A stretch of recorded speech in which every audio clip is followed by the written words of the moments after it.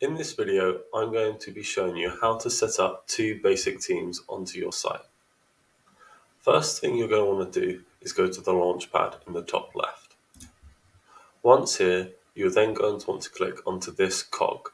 This will take you to our settings area where you can see all our settings applications. First, you want to go onto the team settings application. You'll be met with a screen with no teams. You're going to want to create your first team by clicking on the new record here. Once here, you can then start to enter in your first team name. The first one I'm going to put in is Soft Tools, which will then create the first team, and then I'm going to add myself to this team. You'll just need to click this plus icon here, and then you'll be met with a screen with all the list of users that have been verified onto the site. You will not be able to see any pending users in this list. So I'm going to select myself, and then I'll now be on this team.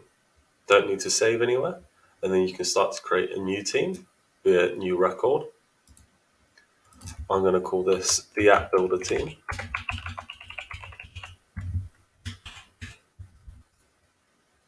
And then I'm going to add the App Builder member of the site. This will be yourself.